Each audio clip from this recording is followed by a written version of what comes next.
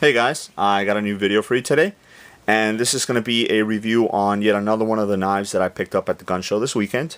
And if you caught my first video, you obviously saw this box in that, and you guys can see that this is an Emerson.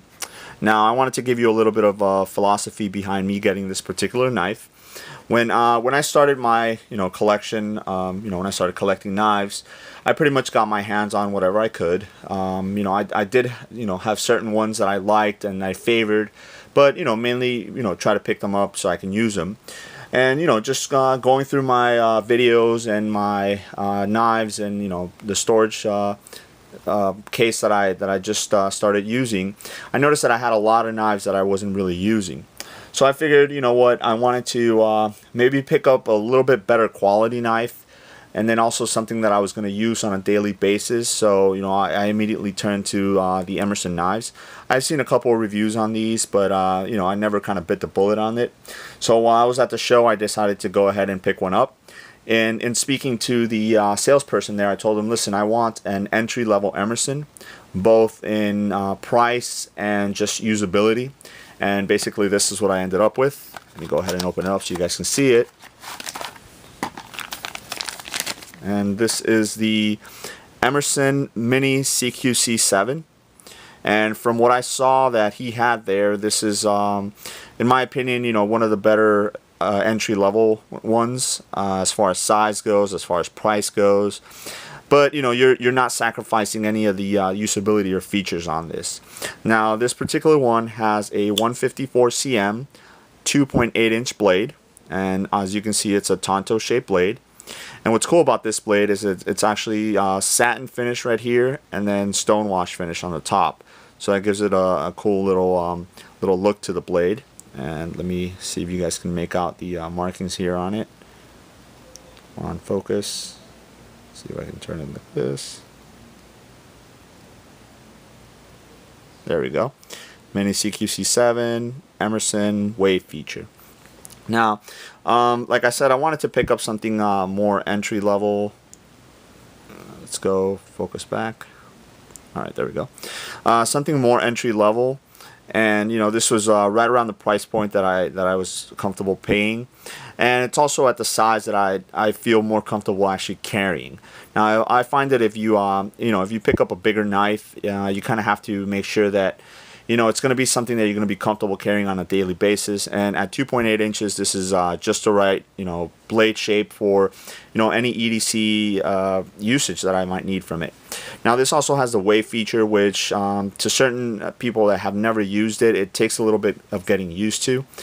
I do have an Endura, a Spyderco Endura with the wave feature, but I'm not too fond of it. I find it, sometimes I forget that it's there, and when I go to pull out the knife, I might not yank hard enough on it, so the blade opens up only halfway. But just like with anything else, you just have to practice. Also, it has the thumb disc, which I'm kind of growing used to. I'm used to obviously the spider hole and the Spydercos, or the thumb stud, and a lot of the other brands.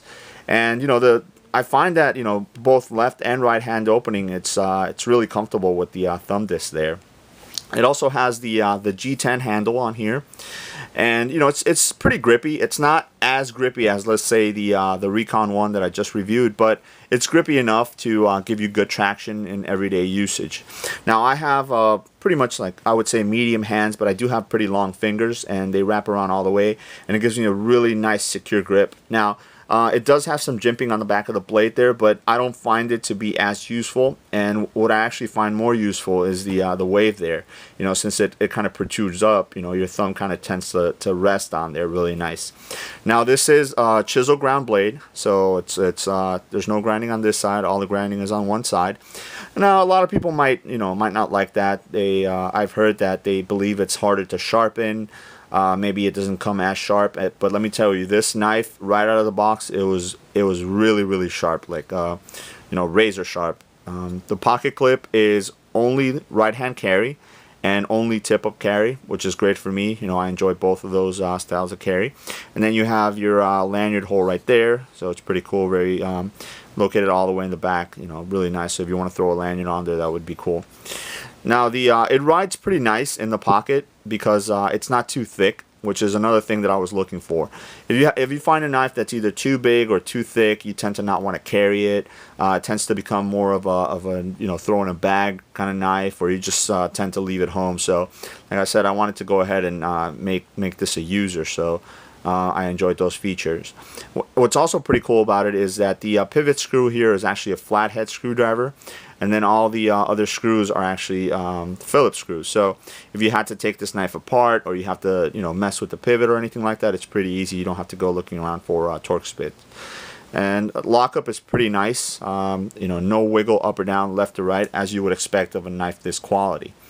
Now I do have a couple other knives here just for comparison, and I chose these two knives just because a lot of people either have these or part of the collections, or they've come across this, so they're it'll be a lot easier to distinguish.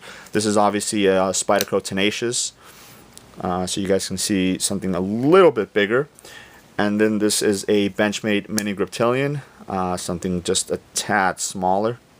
So as you guys can see, the the Mini CQC-7 kind of falls right around the same size as the Mini Griptilian, but just a tad smaller than the Tenacious. So it's really, really good. I mean, the shape is very awesome for everyday carry, I would say.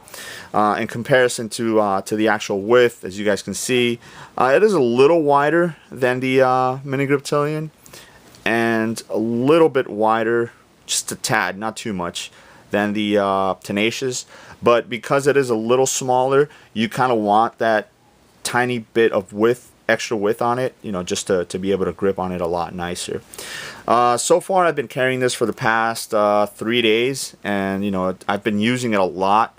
I have been carrying that Ladybug as well from Spyderco, but I've been trying to give both knives equal usage, I would say.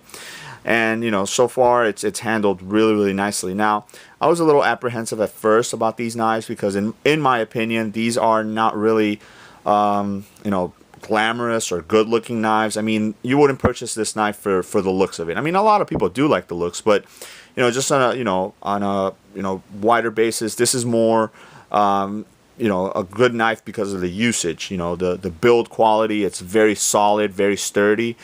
So it's not something that you're going to say, man, that knife looks really, really nice. It's more of a, man, that knife performs really, really good. So that's actually exactly what I was looking for, and I could definitely say that the Mini CQC-7, achieved that for me.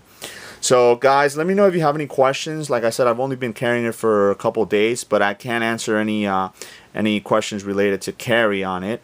As far as the steel, obviously 154 cm has its own predecessing factors behind it, so I don't need to tell you how good or bad it is. But overall, it's a great knife, and hopefully it'll stay in my rotation for as long as I want to keep it there. So again, let me know if you have any questions, and thanks.